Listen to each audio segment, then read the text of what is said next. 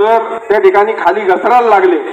त्या ठिकाणी घसरत दुधाचे दर 39 रुपयाहून आता 26 रुपयापर्यंत त्या ठिकाणी आले।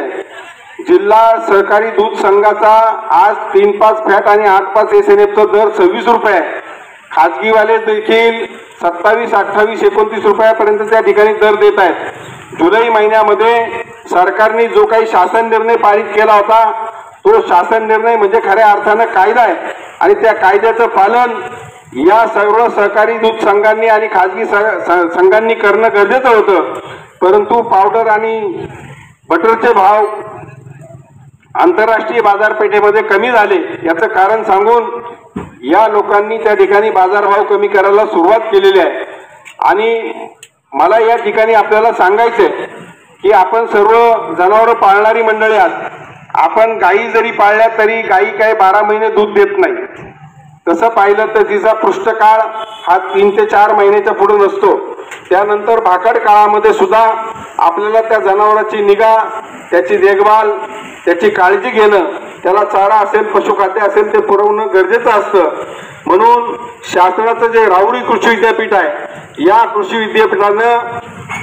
विद्यापीठातील जे तज्ज्ञ मंडळी आहेत त्यांनी याच्यावरती अभ्यास केला आणि एक गायीचा जो काही वेताचा फरक असतो, म्हणजे गायी ज्या दिवशी गाभण राहते आणि पुन्हा परत गाभण राहते तो मधला जो पिरियड असतो त्याचा अभ्यास करून त्यांनी दुधाचा उत्पादन खर्च त्या ठिकाणी काढलेला आहे। हे शासनाचा कृषी विद्यापीठाचा उत्पादन खर्च आहे।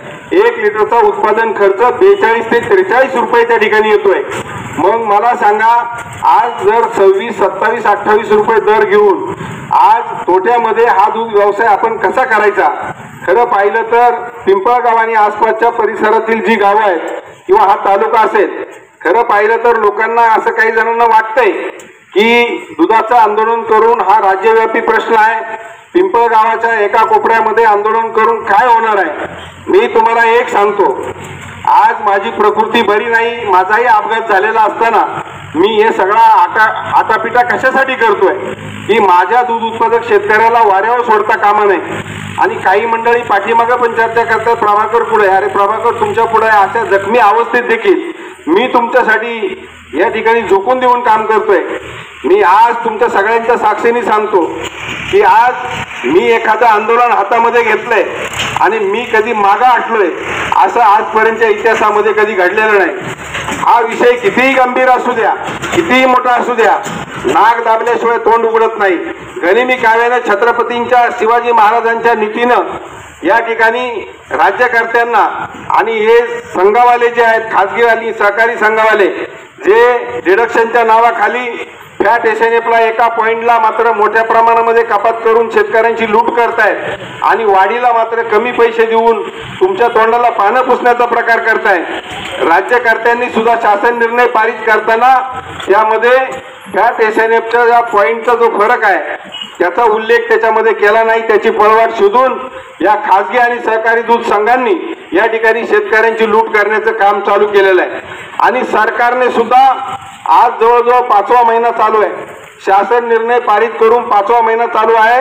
3 महिन्यानंतर सरकार आणि त्या ठिकाणी असलेली समिती त्याचा आढावा घेणार होती, परंतु सरकारने 3 महिने नाही 5वा महिना चालू झाला तरी सुद्धा या शासन निर्णयाच्या बाबत कुठल्याही प्रकारचा आढावा घेतलेला नाही।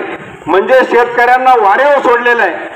सरकारने सुद्धा या ठिकाणी डोळेझाक केलेले आहे, मुक्याचं आणि बहिऱ्याचं सोंग घेतलेलं आहे आणि या आमच्या दूध उत्पादक शेतकऱ्याला त्या ठिकाणी वाऱ्यावर सोडलेलं आहे। मी तुम्हाला सांगतो, 1 लिटरचा जर उत्पादन खर्च 42 ते 43 रुपये असेल आणि आमच्या हातामध्ये 26, 27, 28 रुपये जर पडणार असतील तर मला सांगा, आपण ही जनावरं सांभाळायची कशी? आपलं कुटुंब कसं चालवायचं? आपला प्रपंच कसा चालवायचा?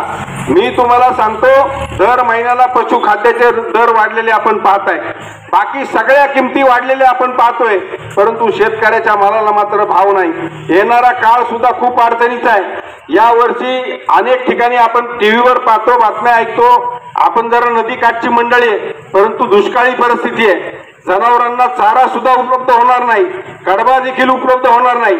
या पुढच्या काळामध्ये उन्हाळ्याचा काळ येणार आहे, ही जनावरं कशा पद्धतीने सांभाळायची असा गंभीर प्रश्न आज तुमच्या आमच्या समोर या ठिकाणी उभा राहिलेला आहे। आणि एवढा गंभीर प्रश्न असताना देखील आपण जर बघ्याची भूमिका घेतली, आपण जर हालचाल केली नाही, आपण जर उठाव केला नाही, आपण जर काहीच भूमिका घेतली नाही आणि आपणही शांत राहिलो तर मग मात्र आपल्यावर मोठ्या प्रमाणात या ठिकाणी अन्याय झाल्याशिवाय राहणार नाही आणि या ठिकाणी दूध उत्पादक शेतकरी सुद्धा अडचणीत सापडल्याशिवाय आणि कर्जबाजारी झाल्याशिवाय राहणार नाही। आणि मग ज्या ठिकाणी आज आपण आत्महत्याच्या बातम्या ऐकतो शेतकऱ्यांच्या, उद्या ही वेळ सुद्धा आपल्यावर आल्याशिवाय राहणार नाही। म्हणून एक लक्षात घ्या, या पुढच्या काळामध्ये आपल्याला गंभीर भूमिका या ठिकाणी घ्यावी लागेल आणि या राज्यकर्त्यांना आणि या संघवाल्यांना देखील वठणीवर आणावं लागेल। मी तुम्हाला आज सांगतो, मी या ठिकाणी हार मानणारा कार्यकर्ता नाही। आज वडीलधारी मंडळी माझ्या समोर बऱ्यापैकी या ठिकाणी जमलेली आहे।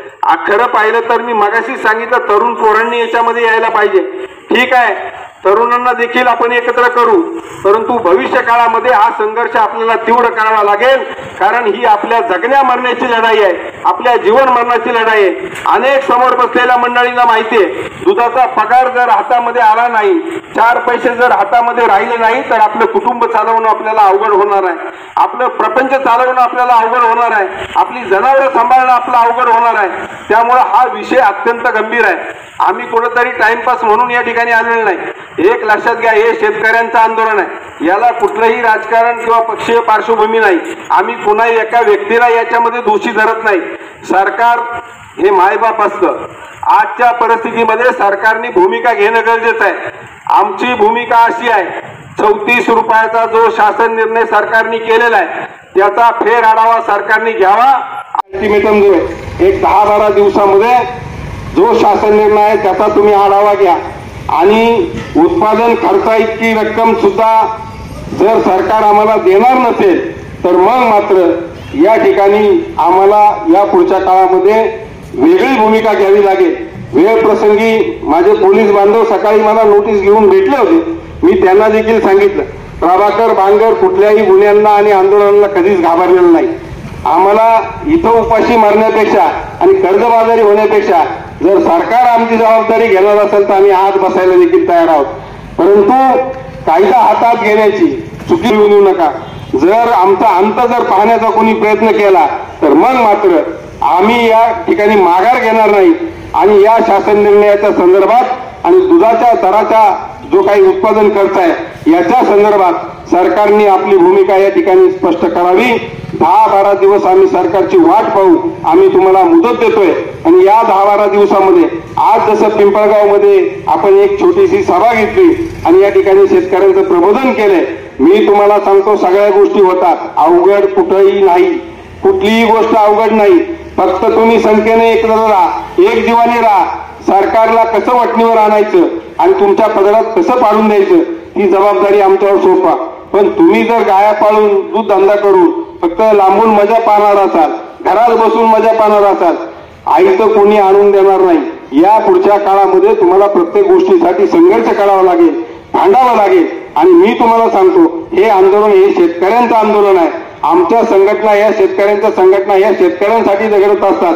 सरकार कुणाचंही असू, आमचं काही वैयक्तिक कुणाशी भांडण नाही, परंतु जर आमच्या शेतकऱ्याला कोणी वाऱ्यावर सोडणार असेल आणि शेतकऱ्याला कोणी हलक्यात घेणार असेल आणि शेतकऱ्याच्या प्रश्नाकडे कोणी लक्ष देणार नसेल तर मग मात्र राज्यकर्त्यांना सळो की पळो करून सोडल्याशिवाय आम्ही राहणार नाही। हा इशारा तुमच्या साक्षीने मी या ठिकाणी देतो। यानंतर या ठिकाणी सर्व शेतकऱ्यांनी एकत्र येऊन या ठिकाणी शासनाच्या विरोधामध्ये आणि आपल्या मागण्यांच्या संदर्भामध्ये आपण घोषणा देणार आहोत आणि शांततेच्या मार्गाने हे आंदोलन या ठिकाणी आपण संपवणार आहोत आणि आपल्या सगळ्यांचा पाठिंबा या ठिकाणी गृहीत आहे। मुंबईला ज्या वेळेला जायचा दिवस ठरेल त्या दिवशी आपल्याला कळवलं जाईल। ज्या ज्या शेतकऱ्यांना त्या ठिकाणी यायचंय त्यांनी, मी तुम्हाला सांगतो, मुंबईला जायला फार खर्च येत नाही। आता 4 चाकी गाड्या सुद्धा बऱ्याच मंडळींकडे आहेत। आपल्यापैकीच कार्यकर्त्याची गाडी घेतली, घरून भाकरी बांधून घेतली आणि एक पाण्याचा जार गाडीमध्ये टाकला तर तुम्हाला सांगतो गाडीला इंधनाच्या पलीकडे जास्त खर्च येत नाही। मोठ्या संख्येने आपण मुंबईच्या दिशेने जाऊ आणि जर सरकार आपल्याला हलक्यात घेत असेल, दूध उत्पादक शेतकऱ्यांकडे दुर्लक्ष करत असेल तर सरकारला कसं वाकवायचं आणि कसा निर्णय घ्यायला लावायचा ती रणनीती आपण भविष्य काळामध्ये ठरवू। आपण सर्व मंडळी मोठ्या संख्येने या ठिकाणी उपस्थित झालात, जी दर्दी मंडळी या ठिकाणी उपस्थित आहेत त्या सगळ्यांना मी सलाम करतो. या पुढच्या काळामध्ये असंच एकजीवानी राहा आणि आपल्या सगळ्यांना या ठिकाणी मनापासून धन्यवाद देतो आणि या ठिकाणी थांबतो. जय हिंद, जय महाराष्ट्र. नवनवीन आणि ताज्या घडामोडींसाठी महाराष्ट्र जनभूमी न्यूजला सबस्क्राईब करा. त्याचबरोबर बेल आयकॉनवर क्लिक करा आणि मिळवा आमच्या बातम्यांचे नोटिफिकेशन्स.